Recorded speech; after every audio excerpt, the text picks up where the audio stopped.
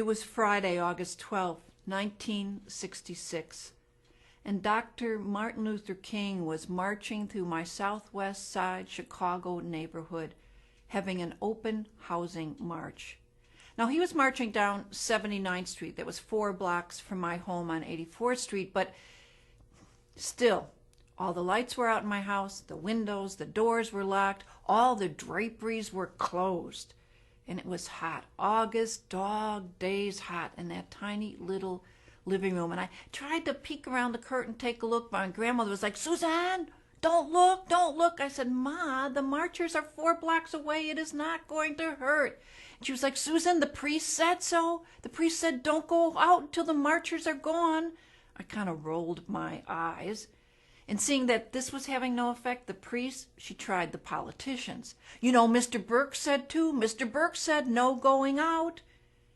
Now, Mr. Burke was our precinct captain, and he had gone house to house as he had been told to do by the Democratic Party, telling all of us to stay inside during that open housing march.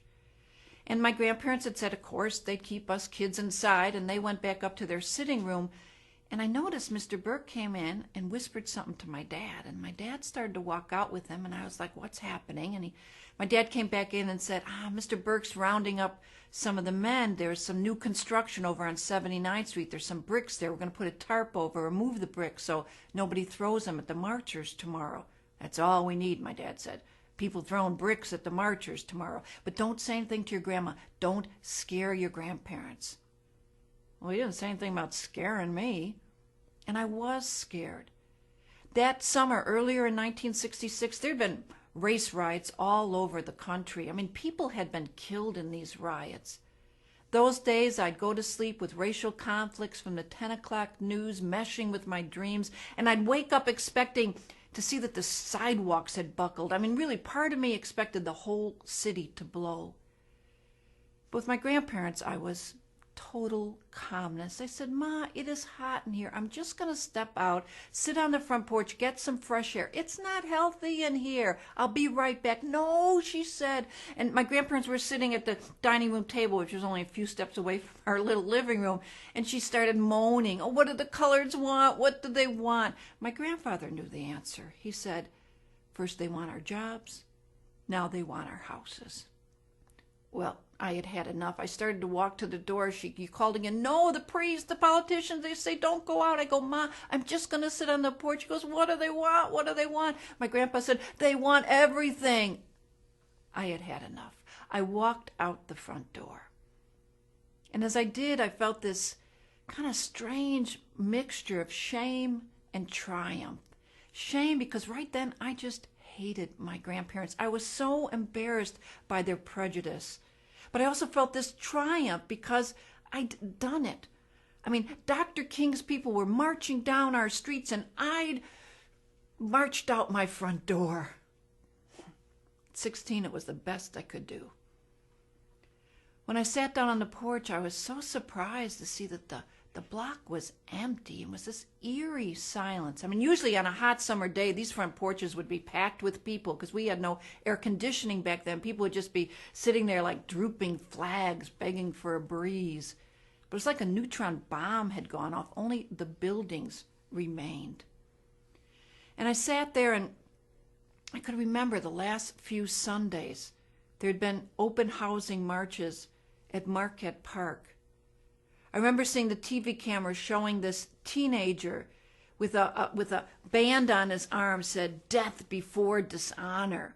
And this boy had picked up a heavy metal sewer cap, picked it up and tossed it at the marchers like it was a frisbee.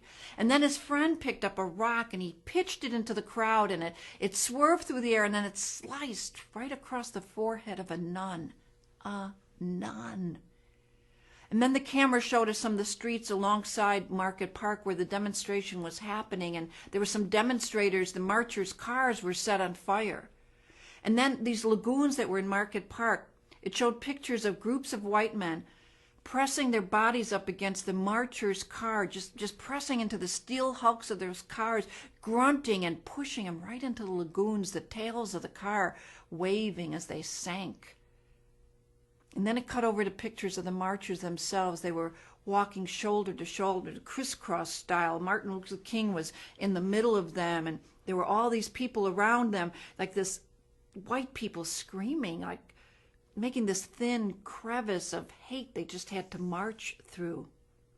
All the time shouting, "Coloreds, go home, go back to where you came from, go to your own kind, go home." But on my street, it was silence. Like at Mass, at the consecration, where everything got still and quiet. That's what it felt like, but it didn't feel very holy. It's like I couldn't even sit still. So I looked at the bay window to see if my grandma was looking out at me, and she wasn't. The curtains were still drawn. So I got up and walked to Ashburn Park, just 3 doors down from my house, a lot smaller than Marquette Park. And there was this black and white striped guardrail to keep people from driving into the park. And I just sat there for a moment. It's like I couldn't even sit at my house. I didn't know what to do with my nervous energy. And as I sat there, I suddenly felt this wave of something, like this hum of something in the air. And I looked up, and there's this mass of swamp green helicopters. It was the Army. The Army was in my neighborhood. And then they flew over by 79th Street, and I kept straining to see if I could hear something from 79th Street, but I couldn't. And I wondered, were my neighbors like the demonstrators at Market Park, the white people there? Were they shouting obscenities, throwing rocks? Had people found those bricks that Mr. Burke and my dad had tried to hide? Was there violence going on? I couldn't tell. Or were they just behind their locked doors, like the priest and the politicians had said, just wishing it would all go away? I didn't know where anybody was. And then down the middle of my street came this gray metallic truck. And on top of the truck was a flag. And I closed my eyes to make it go away, but when I opened my eyes, there it was again. Red flag, white circle in the middle, black swastika in the middle, a Nazi flag. And next to the flag was a loudspeaker that was blaring out this voice saying, "White power rally, white power rally next Sunday, noon, Market Park, next Sunday, noon." I mean, it was this very clipped, fact-giving voice, as if all the persuading had already been done. And as that truck came towards me, it stopped right in front of me, and this man in black leather pants and jacket and what looked like slick back black leather hair came running at me. And I could see on one lapel he had this "We Want Wallace" button. On the other side it said "Up with the KKK." And he handed me this leaflet, and I looked down, and there were these people in white robes, the Ku Klux Klan. And when I looked up again, the man was gone. And then off that truck went again, fact-giving voice, just assuming people would want the information. As I sat there, it was like, again, my block still and empty. It was as if the air were thin. It was as if the KKK and the Army and the marchers had all come into the neighborhood and stole all the air molecules. I couldn't breathe. And I thought about my church. I mean, my church said to love everybody.